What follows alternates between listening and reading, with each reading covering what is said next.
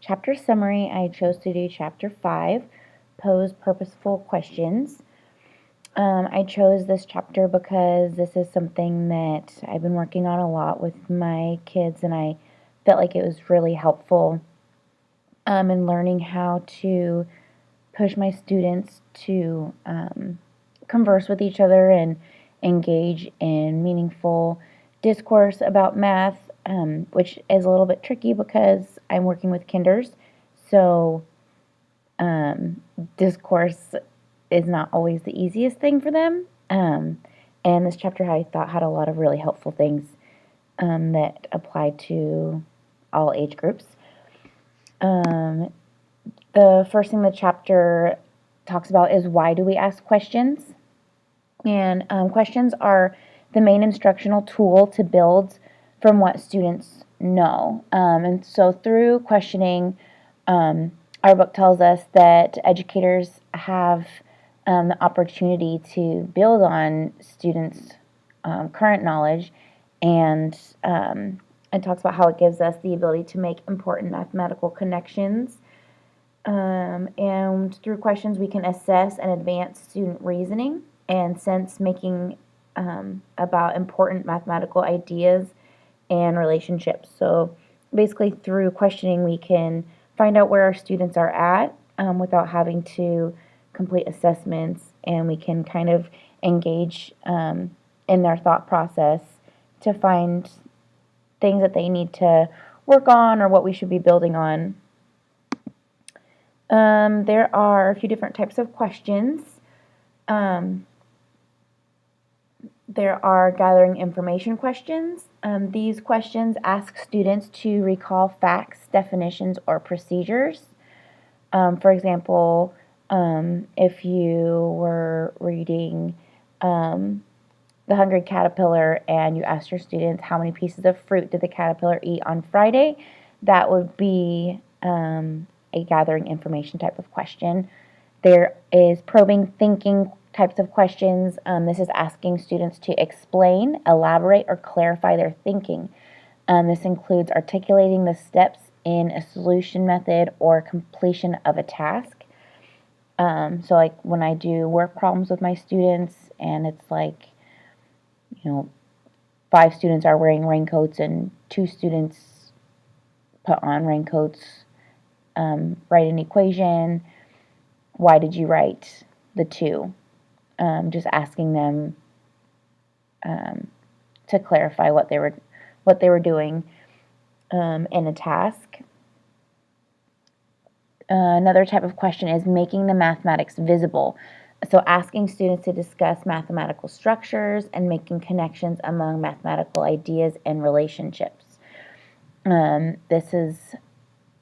Would be like Marissa wrote 1 plus 3 plus 4 plus 5 equals 15. Is it okay to write an equation with all those plus signs? And so that's just trying to ask students about mathematical ideas. There's encouraging reflection and justification types of questions, and these reveal deeper insight into student reasoning and actions, including asking students to argue for the validity of their work. So like a question of what makes 10 plus 5 equal to 6 plus 9, that would be asking students to argue for the validity of their work. Also asking students to share with their partner, to look next to their partner and see if their partner got the same answer as them. And that way they can engage in some discourse about how they got to their answer and justify that to each other. And another type of question is engaging within the reasoning of others.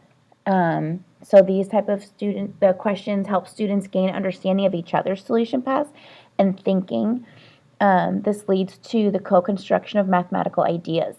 So saying like, can you add on to what somebody says? Or I really like the example of, can you repeat what somebody said in your own words? And that way students are having to listen to each other, but also they're restating things which might help other students that just need to hear it from a different perspective.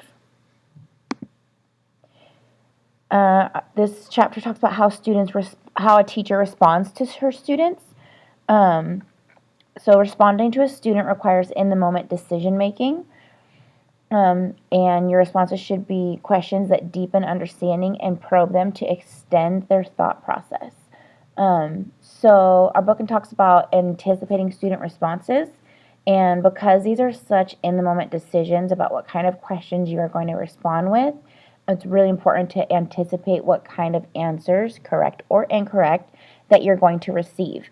And this way that you're ready to respond in a way that's going to best advance your students.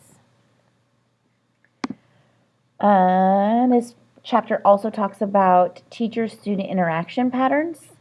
So the book talks about funneling talk question patterns, and this conveys to the students that the goal of the lesson is to get the answer and that the teacher's solution path is one of importance.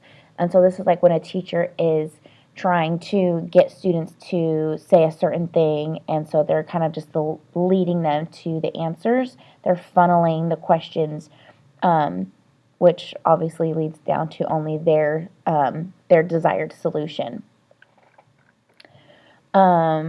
So these can be broken up into assessing questions and probing questions.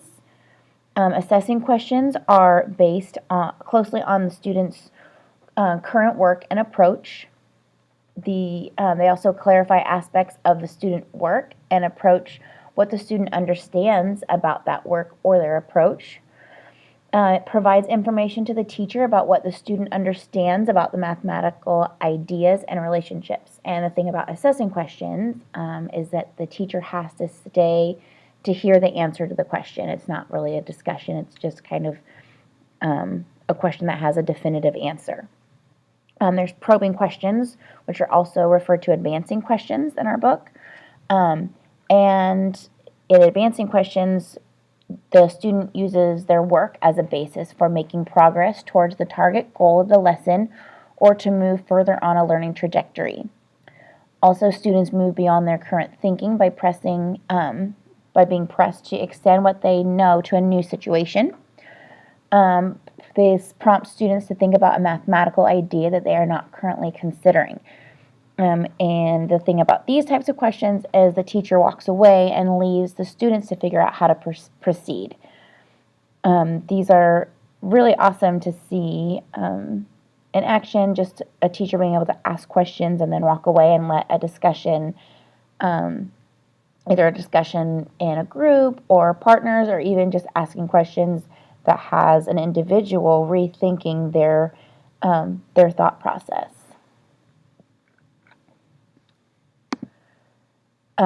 Along with that, this chapter talks about promoting equity by posing purpose questions. And equitable teaching requires intention, and it challenges mathematical ideas while developing a strong math identity.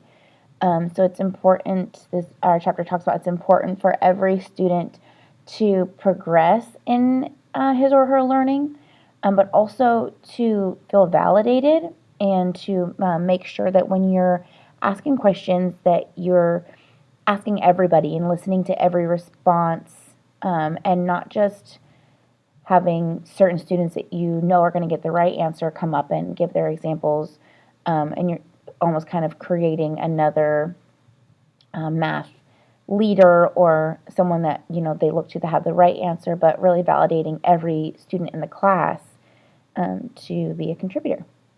And that is my summary of Chapter 5, Posing Purposeful Questions.